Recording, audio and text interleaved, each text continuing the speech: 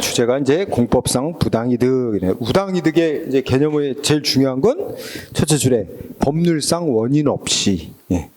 그러니까 이득, 개인이 이득을 얻었는데, 뭐 국가 측의 부당이득도 될 수 있고, 국가나 개인이 자기가 이득을 얻을 만한 아무런 법적인 이유가 없는 거야. 근데 이득이 발생한 거야. 그런 걸 즉 법률상 원인 없이 다른 사람의 재산이나 노동력, 노력으로 인해 얻은 이익을 그걸 부당이득이라고 한다. 가장 쉬운 뭐 우리 개인들 사이에 민법상의 부당이득이 아까 통장에 잘못 입금한 거 이런 거라 그랬지. 예. 근데 이제 우리 행정법상으로는 가장 이제 시험에 자주 쓰이는 게 내가 세금을 냈는데, 그러니까 이런 경우가 같이 오죠. 나는 뭐랄까 나한테 세금이 나왔는데 이미 냈어. 그럼 다 끝났는데 중복해서 또 세금이 또 나왔어. 근데 나 모르고 또 냈어. 그럼 어떻게 돼? 나중에 세금 부과한 조치 있지? 그런 원래부터 무효인 세금 부과 조치야. 왜냐면 이미 낸 사람은 세금 낼 의무가 없는데 의무도 없는 사람한테 세금을 부과했다면 세금 부과 조치 무효고, 무효면 세금 낼 근데도 세금을 안 내도 되는데 세금을 납부했다면 바로 국가가 그 받아갖고 있는 세금은 국가의 부당 이득이다, 이런 논리가 되는 거야. 응? 개인도 있지. 개인도 뭐냐면 뭐 속여가지고 받아낼 수도 있고, 예를 들면 뭐 건강보험 이런 걸 막 속여서 국가로부터 뭐 보조금을 받아냈다든지 막 이런 거 있잖아. 그럼 그 부당 이득이라고 되는 거지. 그럼 다 환수 당한다, 그지? 응? 비용 반환 청구 당해. 자, 그래서 공부할 거 그 쌍가루 이번에 보면 예 나오지. 부당 이득의 예. 요거 좀 공부. 부당 이득 나면 이제 이런 예. 예전에 문제 유형으로 다음 중 뭐 부당 이득의 예에 속하지 않는 것은 뭐, 그리고 이제 사무관리에 해당하는 예를 하나 껴넣어서 출제한다든지 그런 식이 있었어요, 예전에. 응? 요새는 좀 드문데. 그래서 1번 세금 같은 거 잘못 납부된 경우, 안 내도 될 세금. 그 다음에 2번 국가가 정당한 권한 없이 개인 땅을 도로로 만들어갖고 일반 사람들에게 제공하는 거야. 그러면 그 땅에 대한 아무런 권리가 없잖아. 개인한테 땅을 산 것도 아니고 빌린 것도 아니고. 그럼 그 국가가 도로로 편입해서 사용한다면 그만큼 땅 사용에 대한 부당한 이익을 얻고 있는 거야. 이런 예. 그 다음에 여기서 1, 2, 3번은 국가 측의 부당이익이라면 4, 5번은 개인 측의 부당이익이지. 그러니까 공무원이 원래 월급 300만 원 나오는데 어느 달에는 통장에 500만 원이 들어왔어. 이게 회계 직원이 잘못해가지고 잘못 입금한 거야. 그러면 더 많이 입금된 그 금액만큼 부당한 이득을 얻고 있는 거지, 개인이. 그래서 부당이득이 국가 측에 있을 수도 있고 개인 측에 있을 수도 있는 거지. 얘 보면 쉽게 이해할 수 있죠? 그러면 얘 체크. 그럼 다음 페이지에 판례 봅시다. 부당이득의 예 해가지고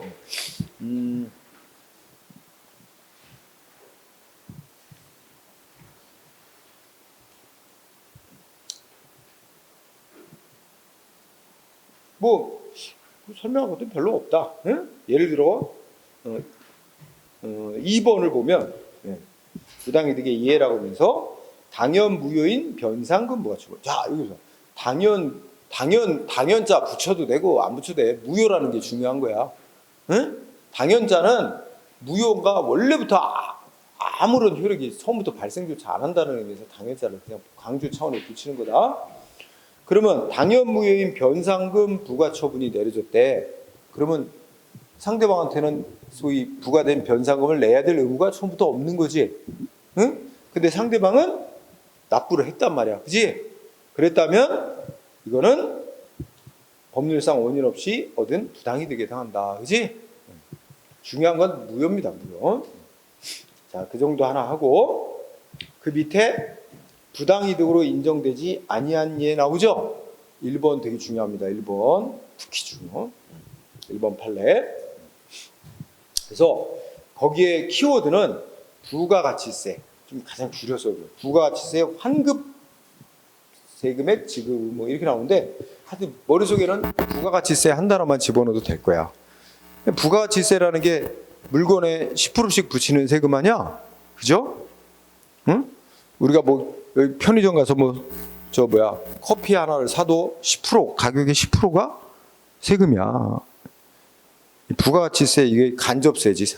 간접세는 돈이 부자든 가난자든 다 똑같이 내는 세금이야. 그래서 간접세인 부가가치세 비중이 높은 나라는 그 불평등한 나라야. 응?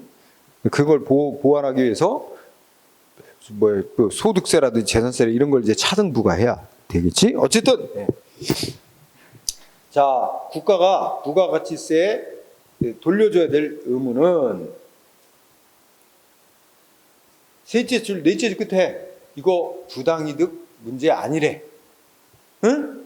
부당이득의 문제가 아니라.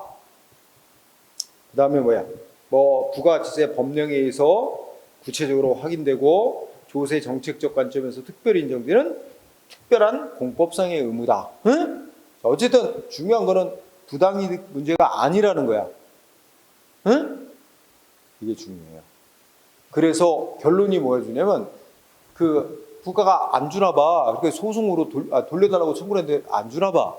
그럼 무슨 소송으로 해야 되느냐가 중요한데, 만약에 이게 부당이득의 문제라면 민사소송으로 돌려달라고 청구를 해야 되는데 부당이득 문제가 아니라 그랬죠? 아니라 특별히 법령에서 정한 공법상의 의무이고 상대방 국민은 특별한 공법상의 권리를 법에 의해서 이제 인정받는 거래. 그러면 이렇게 특별한 공법상의 권리 의무란 관계라면 행정소송으로 청구해야 돼요. 당사자 소송이라는 행정소송으로. 응? 그래서 끝에 가면 굵은 글씨 써있지. 국가에 대한 납세 의무자의 부가가치세 환급액 달라고 청구하는 소송은 이게 부당이득 문제라면 민사소송으로 청구해야 되는 게 맞는데 민사소송으로 청구하는 게 아니라 행정소송인 당사자 소송. 아주 중요합니다. 끝말이. 응? 그래서 두 가지가 이 판례에서 꼭 기억해야 돼. 두 가지야.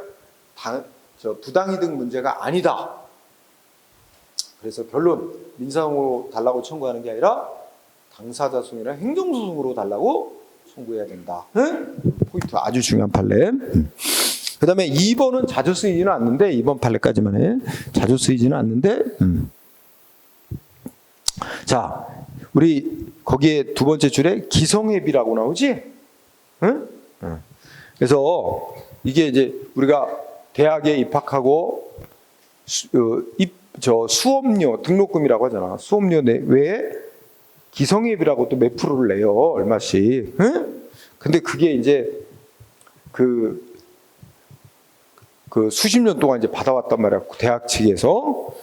근데 그거를 이제 법률에 근거도 없이 그걸 받아왔다. 그 기성회비는 말하면 대학 측이 일종의 그 학생들을 위해서 쓰지 않습니다.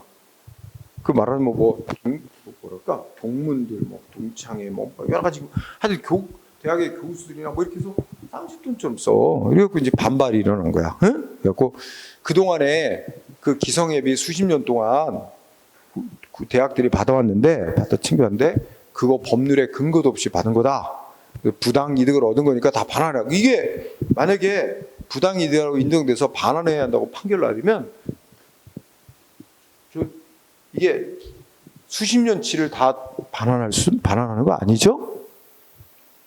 우리 아까 말했죠 5년치만 최대 받을 수 있는 게 5년치입니다. 예전 거는 다 소멸시 완성됐어요. 5년치만 계산해도 전국의 국립대학들 하면 수백억이야.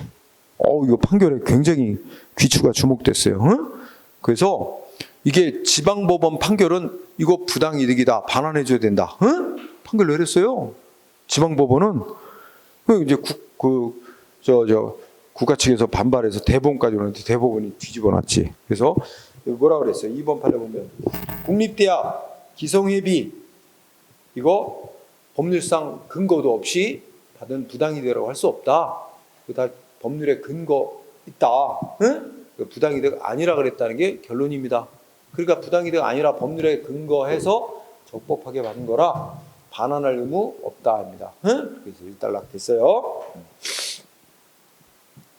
그 다음에 4번 판례 보세요. 3번은 건너뛰고 4번 판례 보면 셋째 줄에 뭐라고 돼 있지? 제3자가 체납자라는 말은 원래 세금 부과받고 내야 될 의무자입니다.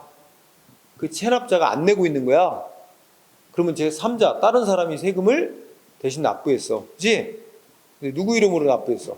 체납자 이름으로 납부하지? 자, 이걸 아주 비교해 보면 내가 있고 내 동생이 있다 그러보자. 그지? 근데 내 동생한테 세금이 나왔어. 부과됐어. 근데 동생이 못 내고 있어. 그래서 형인 내가 여유가 좀 있다고 치자. 그러면 내가 세금을 대신 내준 거야. 대신에 내 납부하는 건 내 동생 이름으로 납부하는 거지. 그랬다가 내 동생하고 대판 싸웠어. 세금 내고 나서 얼마 안 돼서. 그래서 내가 그거 다시 반환해달라고 청구하는 거. 된대 안 된대? 안 된대. 그지? 제3자가 체납자가 내야 될 세금액을 그 체납자의 이름으로, 명의 이름으로 납부를 한 경우에는 원칙적으로 어쩌고저쩌고에서 국가의 세금 받을 권리는 다 이제 소멸한 거다. 그래서 국가가 세금을 납부받은 것에 법률상 원인이 없다고 할 수 없고, 따라서 부당이다라고 할 수 없는 거고 적법하게 받은 것이고, 제3자는 국가에 대해서 부당이득 반환 청구할 수 없다. 그 마지막 부분, 국가가 제3자가 체납자 명의로 납부한 세금액 받은 것을 법률상 원인이 없다고 할 수 없는 거고, 부당이득 아니니까 반환 청구 못한다. 이 결론. 자, 거기까지만 하세요. 그 다음에 적용할 법규는 별 논점이 없어요.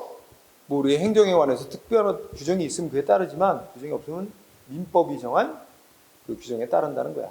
별 논점이 없으니까 그냥 읽고 지나가세요. 자, 쌍가로 4번. 자, 그러면 부당이득이라는 게 이제 성립이 되면 부당이득을 얻고 있는 자에게 상대방이 반환해달라고 청구할 권리가 발생합니다. 그건 당연한 거야. 그래서 반환 청구권의 성질을 행정법상의 권리로 보느냐, 민법상의 사법상의 권리로 보느냐에 따라서 소송 절차가 달라져요. 그래서 자, 1번의 둘째 끝에 보면 이거 그냥 읽고만 지나자. 공법상 부당이득에 대한 반환 청구권은 만약에 부당이득을 개인이 얻고 있다면 국가가 반환 청구권을 가질 수도 있지. 아까 말한 대로 개인이 부정한 방법으로 정부로부터 보조금을 받아 타냈어. 그지? 그게 적발이 되면 개인이 부당이득을 얻은 거고 국가가 반환 청구권을 갖는 거지. 그지? 야, 그런 얘기입니다. 개인이 국가에 대해서 국가가 얻은 부당이득 반환 청구할 수도 있고. 그지? 그건 뭐 쌍방이죠.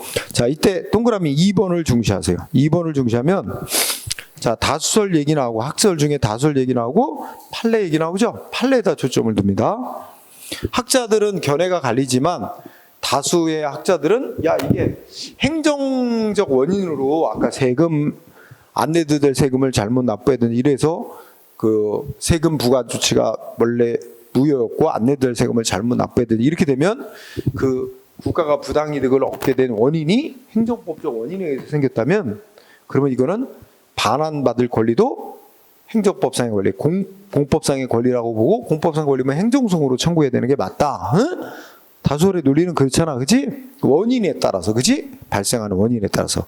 그런데 판례는 부당이득이라는 건 발생한 원인이 중요한 게 아니라 결과적인 측면이 중요하다. 결과적인 측면, 결국은 원인이 어떤 원인에 생겼든 중요한 건 아무런 법적 원인 없이 얻고 있는 이득을 이제 반환해 주게 함으로써 이해 조정을 하는 게 주 목적이다. 그렇다면 결국은 원인이 어떤 원인에 생겼든 결과적인 측면에서는 다 아무런 법적 원인 없이 얻은 이득, 이게 반환하고 이해 조정하는 문제라서 개인 간의 부당이득 문제가 하등 다르게 취급할 이유가 없다.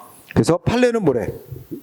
그 결과적인 측면, 그 이해 조정이라는 결과적인 측면에 초점을 둬서 부당이득 반환 청구권을 원인 안 따지고 다 사법상 권리로 보고 사법상 권리로 보면 민사소송으로 청구해야 되는 거야.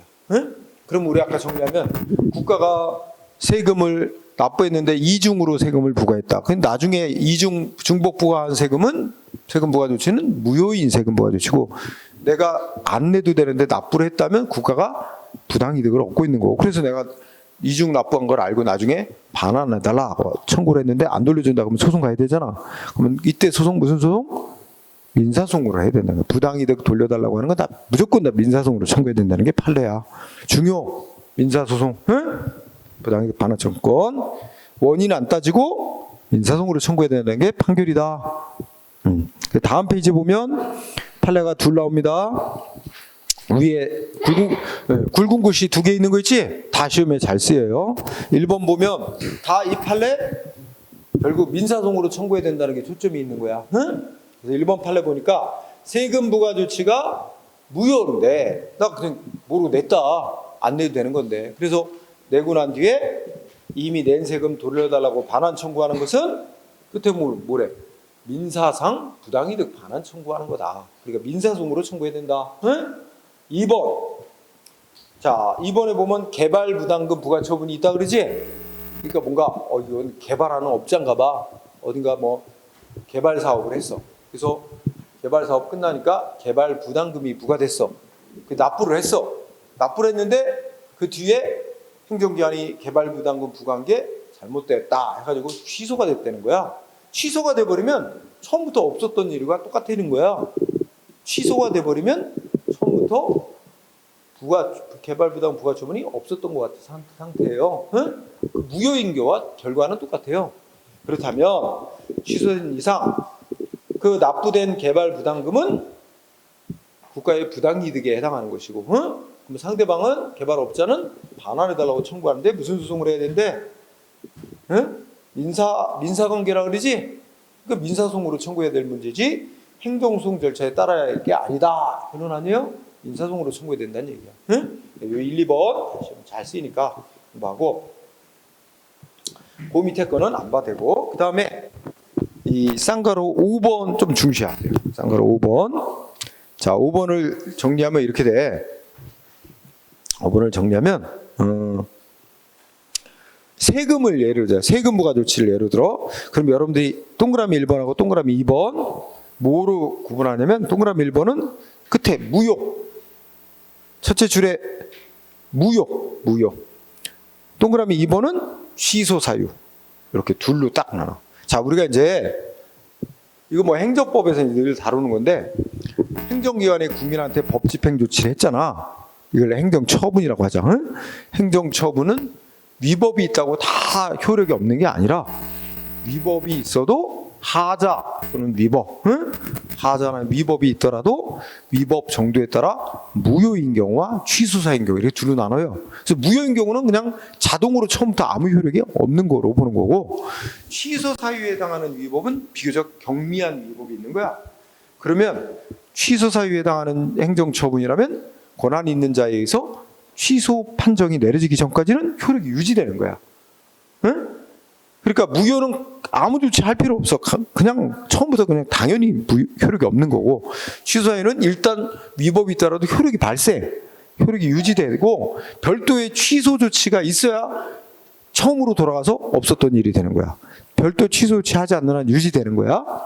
바로 그 차이를 알아야 돼. 그래서 자 동그라미 1번 무효 세금 그럼 앞에 세금 부과 조치가 무효인데 세금 냈다는 거야 상대방 국민이. 그러면 어떻게 돼?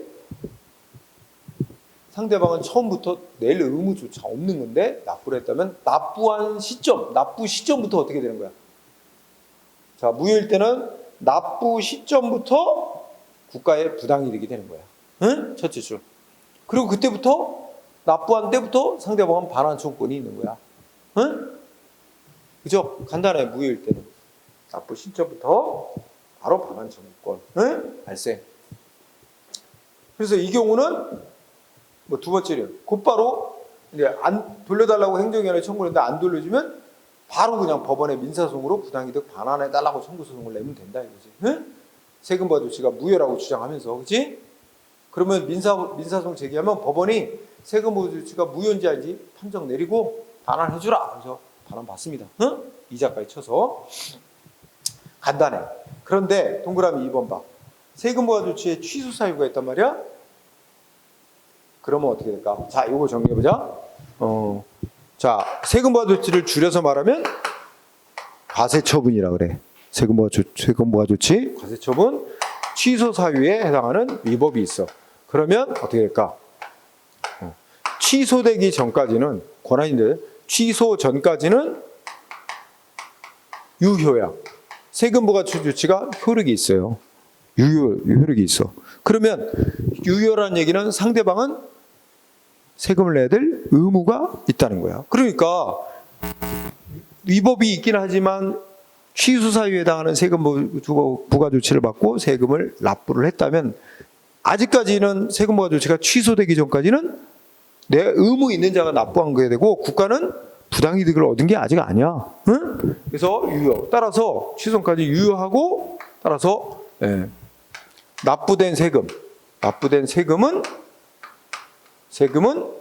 국가에 아직 부당이득이 아닙니다.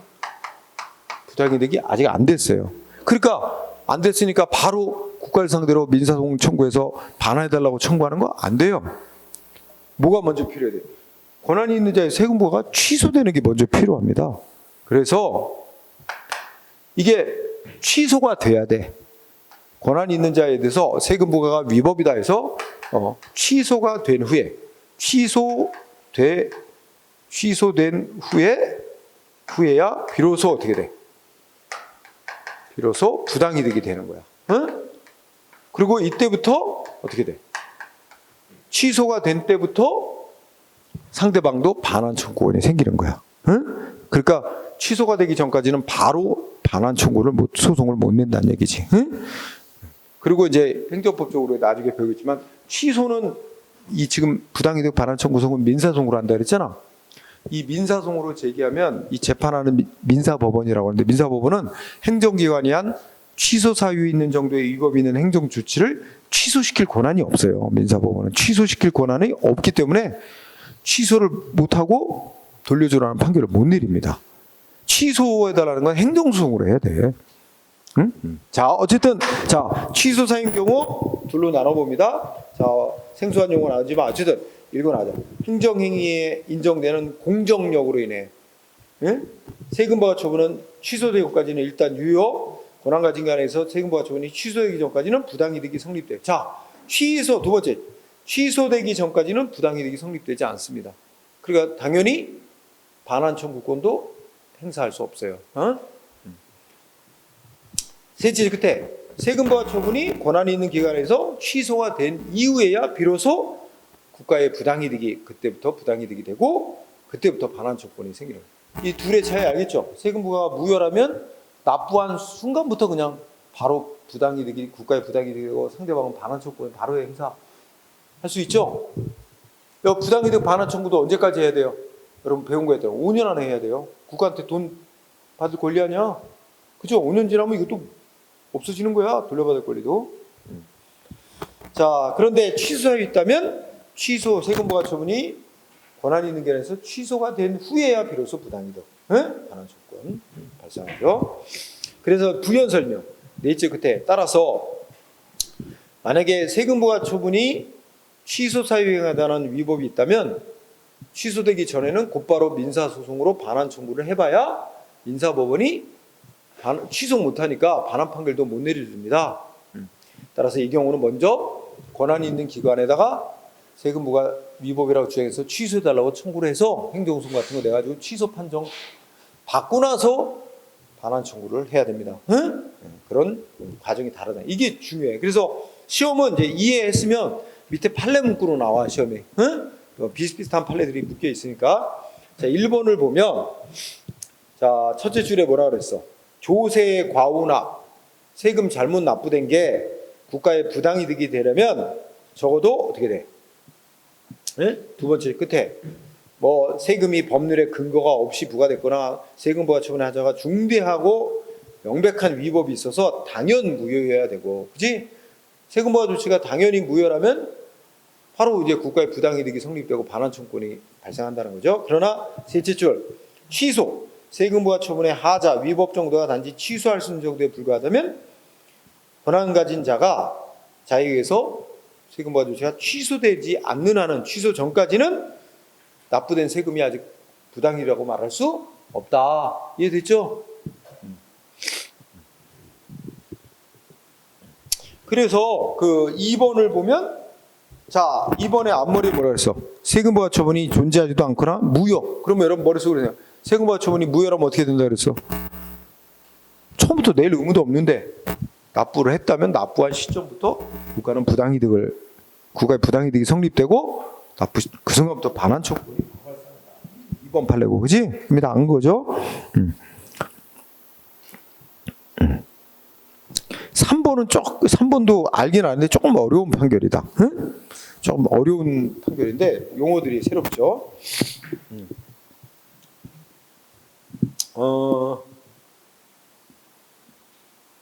거기에 보면 이제 3번의 시작머리에 수용 재결, 셋째 줄에 가면 또 재결 나오지? 하여튼 이 셋째 줄부터. 자, 재결이 있는데, 재결이 있는데, 이 재결에 위법이 있나 봐. 응? 위법이 있는데, 위법 정도가 무효는 아니고 취소 사유래. 응? 그런데 그 앞에, 재결 앞에 뭐 있어? 상대방이 정해진 기간 안에 불복 절차를 취하지 않았대.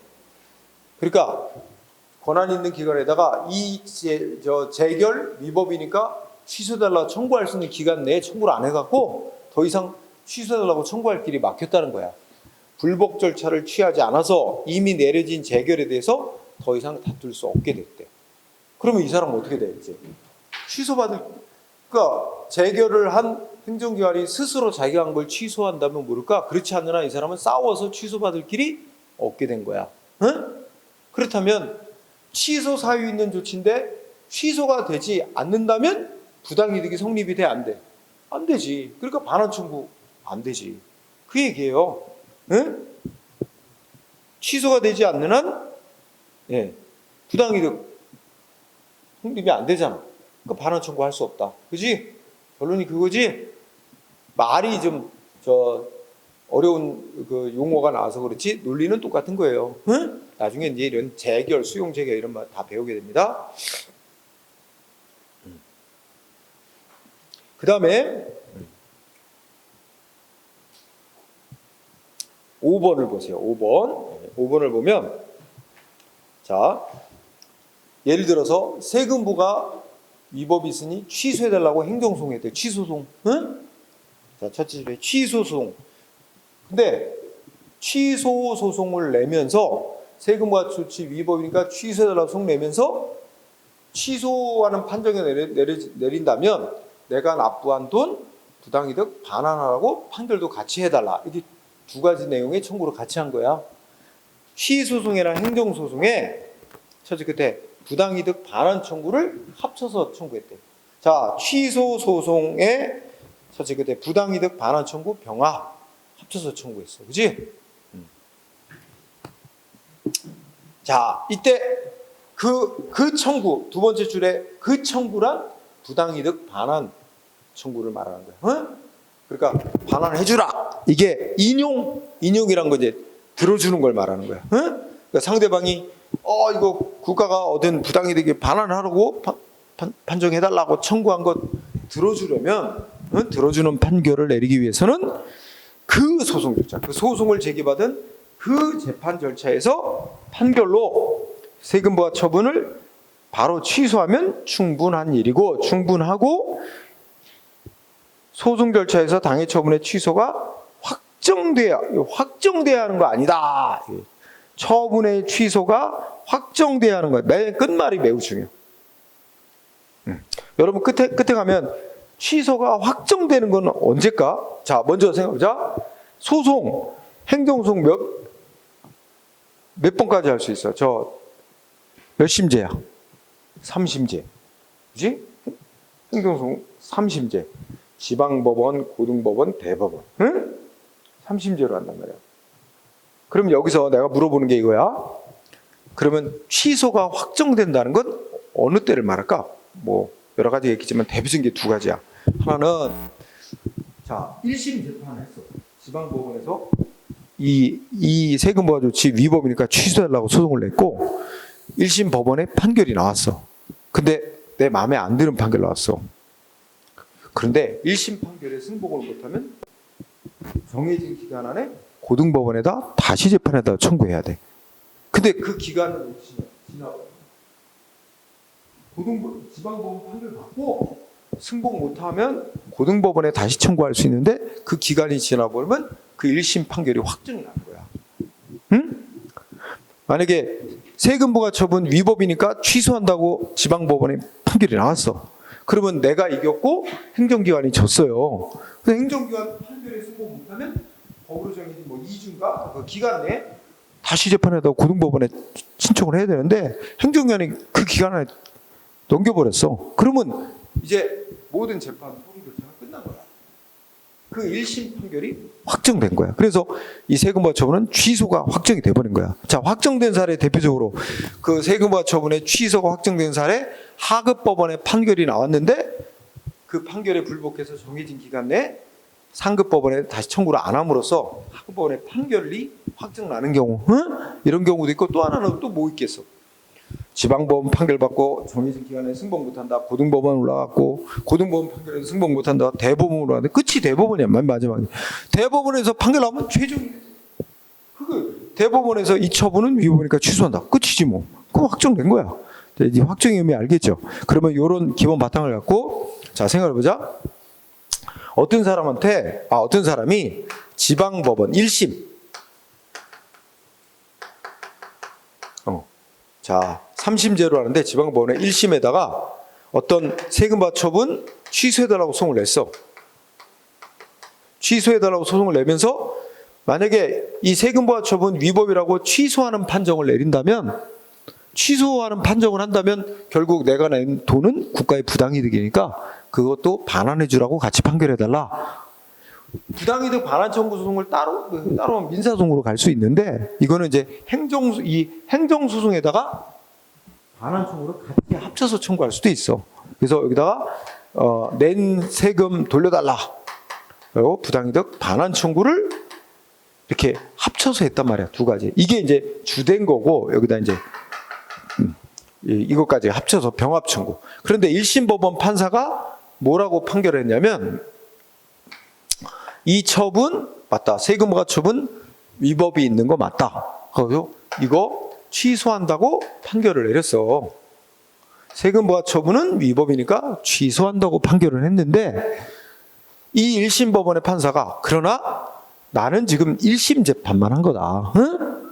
이게 돌려주라고 이 부당이득 반환해주라고 판결까지는 못하겠다는 거야. 1심 법원 판사가. 왜냐하면 이 세금 부과조치 처분이 취소되는지는 뭐 예를 들면 대법원까지 올라가서 최종적으로 취소한다고 확정이 나야 돌려주라고 판결할 수 있지. 이게 취소가 확정이 안 난 이상은 나는 돌려주라는 판결까지는 못 내리겠다. 1심 법원 판사가 그랬다는 거야. 예를 들어 그거에 대해서 대법원에서 뭐라는 거야. 야, 이 1심에서 이거 취소한다고 판결했으면 그러면 플러스 뭐 하면 돼? 반환해라 하고 반환 판결도 같이 내릴 수 있는 거지. 응? 꼭 이게 대법원까지 가서 이 처분이 세금부과 처분 취소가 맞다. 취소한다고 대법원 가서 취소가 확정이 나야만 그때야 비로소 반환하라고 판결 내릴 수 있는 건 아니다. 해당 소송 절차, 해당 1심 재판 절차에서 세금부과 처분 취소한다고 판결 내리면서 동시에 반환해 주라 판결도 같이 할 수 있는 거다. 응? 물론 대법원 가서 다 뒤집어 줄 수도 있어. 이거 세금부과 처분 위법 없다. 취소 안 한다. 응? 위법 없다. 그렇게 하고 반환할 필요 없다. 이럴 수도 있죠. 그 다 뒤집어 줄 수도 있고 그건 그렇게 가는 거고 어쨌든 1심 법원 판사는 취소 판결 내리고 반환 판결도 같이 내릴 수 있는 거지. 이거 취소한다고 꼭 대법원까지 가서 확정 나야만 반환 판결 내릴 수 있는 게 아니다. 1심 법원 판사가. 그래서 그 판결문의 포인트는 뭐만 없으면 충분한데 두 번째 줄 끝에 그 소송 절차에서 처분을 취소하면 반환 판결 내릴 수 있는 거 충분한 거고 꼭 처분의 취소가 확정되어야만 하는 건 아니다. 응? 그게 포인트예요. 응? 중요한 판례 봤어요. 그 다음에 6번 나머지는 특별한 건 없습니다. 예. 특별한 건 없는데 밑에 8번, 9번은 시험에 쓰였다. 자주 나온 건 아닌데 그래도 찾게 돼요. 8번을 보니까 자, 첫째 줄에 신고납세 방식의 조세. 응? 이게 이제 개인 소득세 같은 게 그렇습니다. 그죠? 우리 원장님도 1년 동안 사업을 하고, 그치? 1년 동안에 자기 매출액, 뭐 소득에 계산해갖고 자기 얼마 벌었으니까 얼마의 세금을 냅니다. 법이 정한 계산법에 따라서 계산해서 납부하는 이게 자기 소득을 신고하고 세금 납부하는 그 신고 납세 방식의 세금의 대표적인 예입니다. 소득세 같은 게. 응? 자, 그러면서 신고 납세 방식의 조세인 뭐 여기는 취득세, 등록세 뭐 어쩌고 이렇게 쭉 한 다음에 결론은 이제 마지막에 네 번째 끝에 자, 세금 낼 의무자인 국민, 납세 의무자의 신고 행위가 중대하고 명백한 하자, 위법이 있어서 당연 무효가 아닌 한은 자기가 말하자면 자기가 소득이 얼마고 나 이렇게 해서 얼마의 세금을 냈다 했는데 뒤늦게 어떻게 돼? 아, 나 잘못 신고하고 세금 잘못 납부됐으니까 돌려달라. 부당이득. 바로 부당이득 반환 청구 바로 허용되는 게 아니래. 응? 만약에 개인이 자기 소득 이렇게 얼마입니다 하고 신고하고 세금 낸 게 중대하고 명백한 위법이 있어서 무효라면 바로 국가에 납부한 순간부터 신고 납부한 순간부터 국가의 부당이득이 성립되고 바로 반환 청구권이 인정이 되지만 그럴 정도가 아닌 한 어떻다는 거야? 바로 부당이득이 성립되지는 않는다는 거야. 그죠? 그래서 그 끝에 말 그거 잘 공부하세요. 이게 이제 신고 납세 방식의 조세 한정에서 얘기하는 거예요. 응? 행정기관이 일방적으로 부과하는 세금도 마찬가지 논리가 돼요. 응?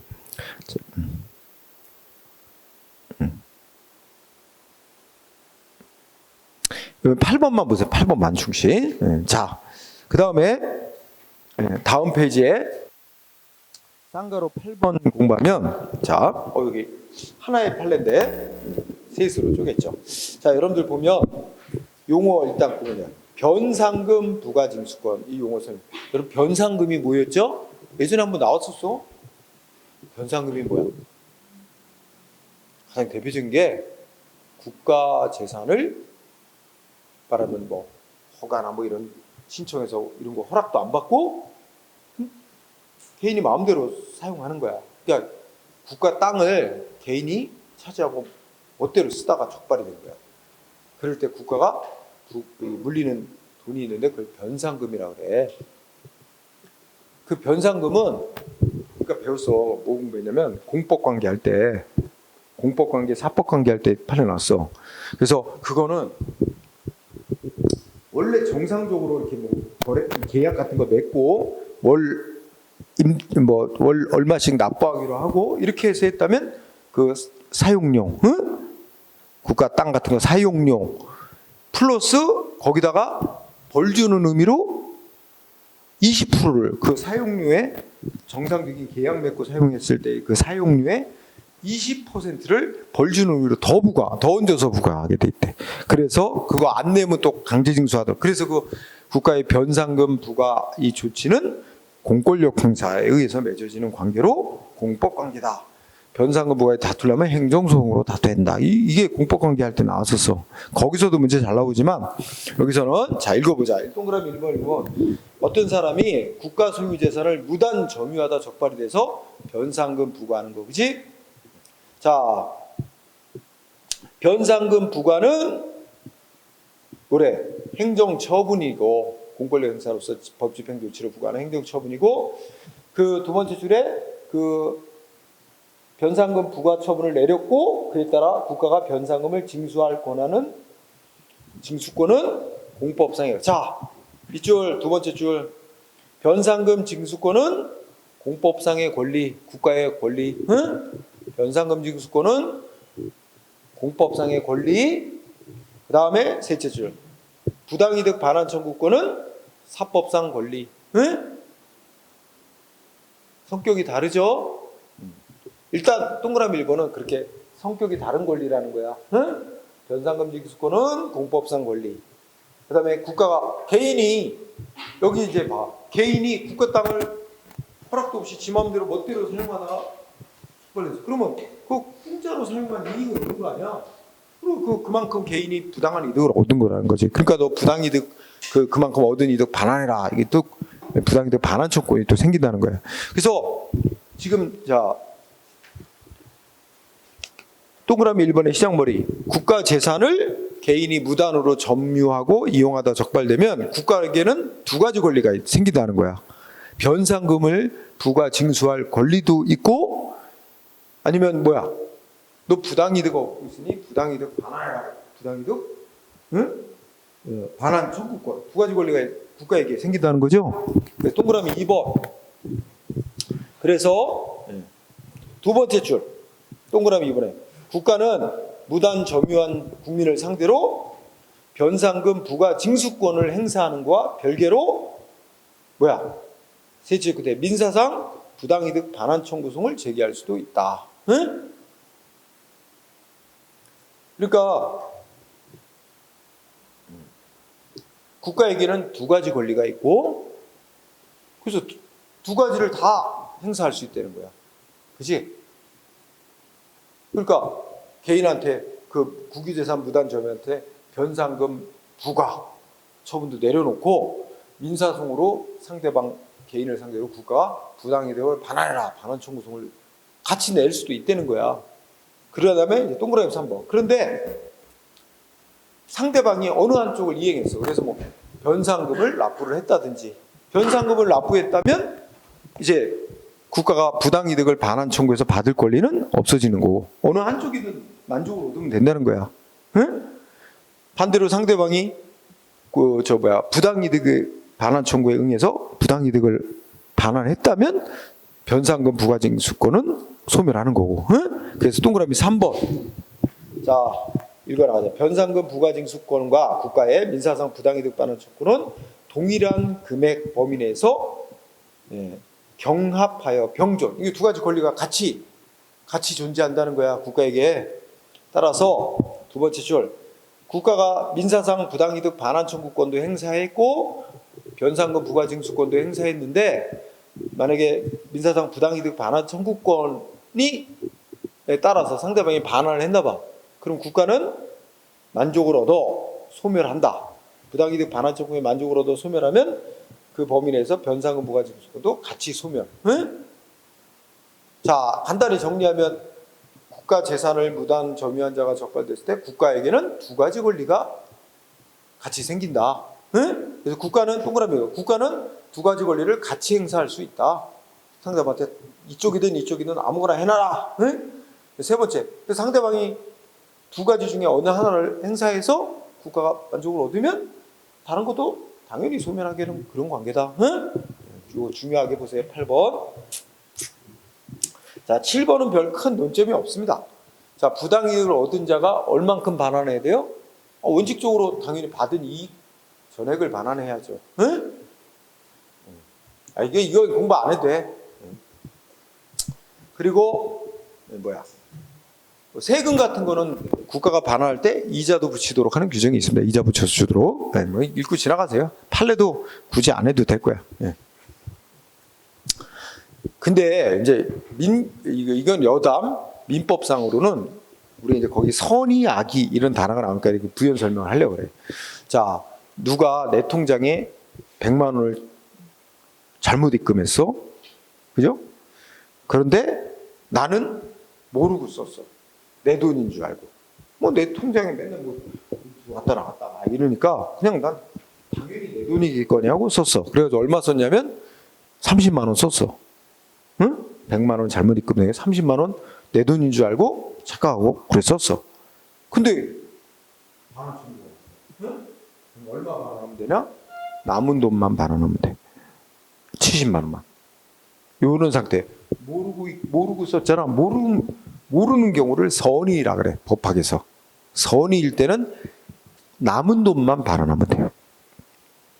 근데 악이 반대로 알고 있는 상태를 악이라 그래. 법학에서. 그러니까 이거 웬 돈? 이거 내 돈 아닌데? 누가 잘못 입금했나 보다?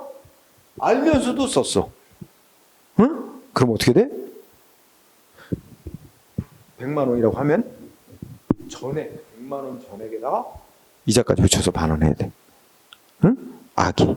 요거는 이제 민법상 민사 문제고, 아까 말했듯이 알고도 남의 돈인데 막 썼다 어떻게 돼?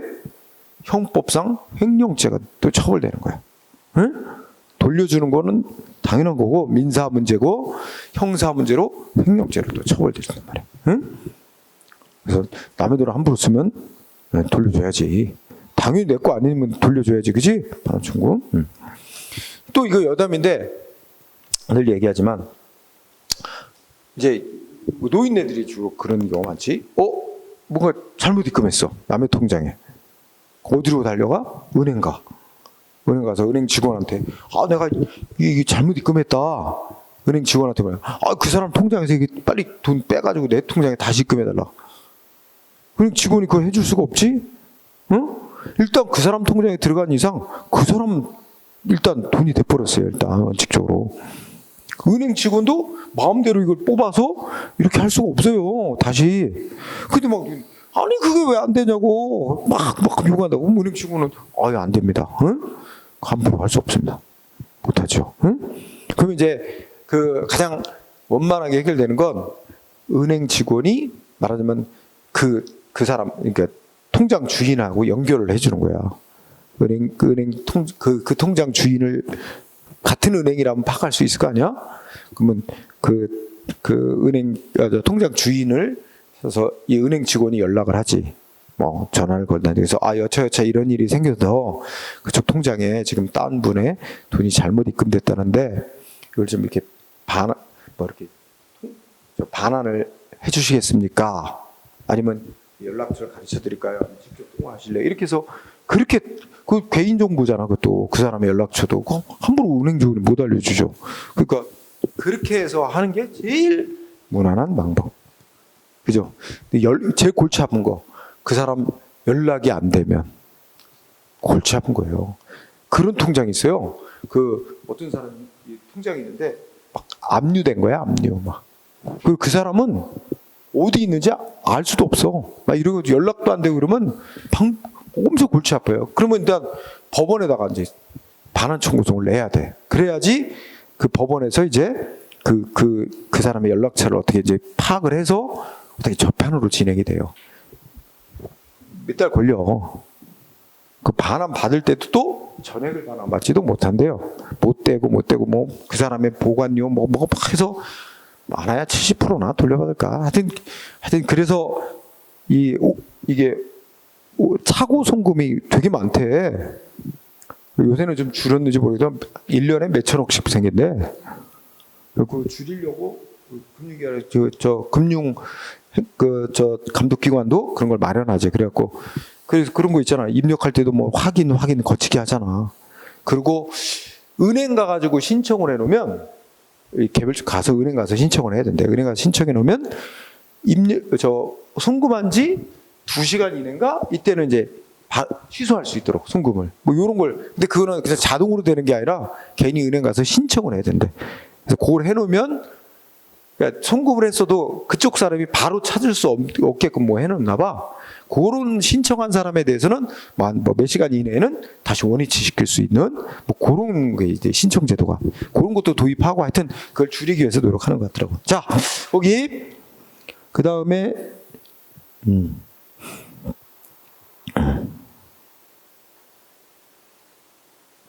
자, 소멸시효인데 별로 논점 없어. 5년이잖아, 5년. 국가와 개인 사이에 돈 받을 권리는 다 특별한 규정이 없는 원칙이 5년이지. 이게 뭐 시험에 거의 안 나오고 판례도 넘어가 되고. 그 다음에 9번 마지막 논점. 자, 부당이득의 환수 처분이 있어. 자, 어디에 포인트하면 딱 한 줄만 기억하면 돼. 자, 예를 들어 이런 걸 한번 생각해 보자. 뭐냐면 어떤 사람한테 무슨 생계비 보조금, 뭐 생활 보조금, 하여튼 무슨 보조금을 지급을 했어. 근데 보조금을 신청받고 보조금을 지급하기로 결정을 내리고, 그 다음에 어떻게 돼? 보조금 지급했어. 응? 돈 실제 지급했어. 이게 두 가지. 결정을 내리고 그 다음에 지급을 했고, 그 다음에 상대방은 뭐 보조금을 사용을 했어. 응? 자, 이렇게까지 왔는데 뒤늦게 뭐가 나왔냐면 얘한테 보조금 지급 하는 보조금 지급해주는 결정한 거 잘못된 결정이었다. 위법이었다. 이게 뒤늦게 위법이라는 거야. 그래서 이거 위법을 이유로 이거 위법 이유로 취소.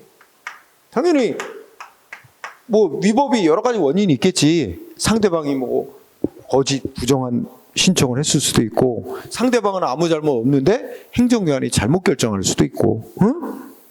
그래서 이거 취소.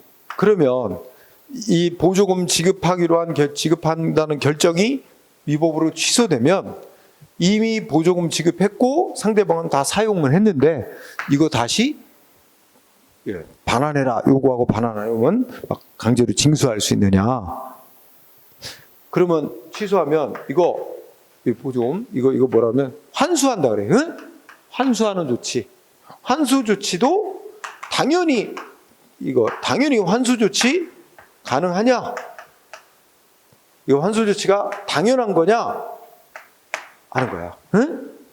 그래서 당연한 건 아니다. 응? 이제 어떤 경우냐면 상대방 이 보조금을 지급받고 사용한 상대방 국민은 아무 잘못이 없을 수 있어. 응? 근데 이거 예전에 전번에 어떻게야? 우리 작년쯤가 코로나 이제 소상공인들 자영업자들 많이 힘들었다고 정부에서 자영업자들한테 막 지원해 줬잖아요. 응? 근데 잘못 지급한 사례들이 꽤 많대. 그 요건에 안 맞는데도 그러니까 이제 막 신청하라고 한 거야. 그래서 어떤 사람들 다 신청을 했는데 그 사람들이 뭐 잘못 없이 신청을 했어. 근데 이게 이 행정기관이 결정하면서 뭔가 대상자가 안 되는데 이 대상자로 결정하고 지급을 한 일도 있는 거야. 응? 근데 이게 환수하는 게 무조건 당연한 건 아니고 상대방 국민한테는 아무 잘못이 없어. 그러면 행정기관의 결정을 적법하다고 신뢰하고 보조금 받은 거 생활비로 썼다든지 사용했어. 그치? 우리가 앞서 배운 신뢰보호 문제가 있어요. 상대방한테 귀책 사유가 없다면 행정기관의 결정을 신뢰하고 행동한 국민의 신뢰보호 문제가 있어요. 그래서 상대방이 자기가 보조금 나오고 하는 거 이거 위법이다. 이거 안 되는 건데 이거 어떻게 나 됐지? 하면서 이미 알고 있었거나 뭐 중대한 과실을 알지 못했다면 환수하는 게 당연해. 근데 상대방 아무 잘못 없고 적법하게 받은 것으로 신뢰하고 사용했다면 환수 조치는 해서는 안 될 수도 있다는 거야. 응? 그게 포인트야. 무조건 이거 보조금 지급하는 결정을 취소한다고 환수 조치도 당연하게 해야 되는 건 아니야. 환수 조치한 게 당연히 적법인 건 아니다 이거예요. 취소 결정을 내리더라도 환수는 못할 수도 있다는 거야. 해서는 안 되는 경우도 있다. 이게 포인트야 한마디로. 그래서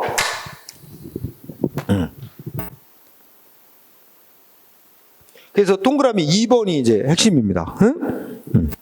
2번에 뭐라고 돼 있어? 자, 이 동그라미 2번에 보면 요건을 못 갖추었음에도 뭔가 지급 결정이 이루어진 경우에 지급 결정 내린 게 취소하는 게 적법한 조치라 하더라도 지급 결정을 취소하는 처분이 적법하다고 하더라도 환수 처분 내린 것이까지도 당연히 적법이라고 할 수는 없다. 환수 처분한 게 적법일 수도 있고 아닐 수도 있다 이거죠. 이게 핵심. 그래서 또 동그라미 3번 이어보자. 이거는 뭐 빛을 안 쳐도. 자, 잘못 지급된 보상금 다시 뱉어내 하고 징수하는 처분을 해야 될 공익상 필요성과 이거 징수하면 반환 받으면 당사자가 갖게 될 기득권, 신뢰보호, 법적 안정성 침해 등의 불이익을 저울질해 본 후 어느 때만 환수 조치해야 돼? 응? 그치, 이걸 환수해야 될 공익상 필요성이 상대방이 있게 될 불이익을 능가할 만큼은 그렇게 클 때만 환수 조치 해야 된다. 신뢰보호 깔려있죠, 그죠? 이렇게 정리하면 되고 판례 똑같습니다. 그래서 1번 국민연금 어쩌고저쩌고 요건 못 갖췄는데도 연금 지급 결정이 이루어진 경우에 이미 지급된 연금급여 부분을 환수하는 거와 별도로 지급 결정을 취소할 수 있다. 이 경우라도 이미 부여된 국민의 기득권을 침해하는 것이므로 취소권 행사할 때는 또 이익형량에서 취소해야 되고, 그리고 이미 지급된 돈에 대해서 밑에서 내버려서 이미 지급된 급여액에 해당하는 금액을 환수하는 처분이 적법인지를 판단하는 경우 이 비교할 이익이 동일하다고 볼 수 있습니다. 그러니까 지급 결정 자체를 취소할 때 취소해야 될 공익적 필요와 취소하면 안 될 사익보호 필요성, 이거 비교하는 문제하고, 이미 돈 지급돼서 쓴 거 환수 조치해야 될 때는 좀 더 까다롭게 해야 된다는 거야. 이익 형량을 더 엄격하게. 응?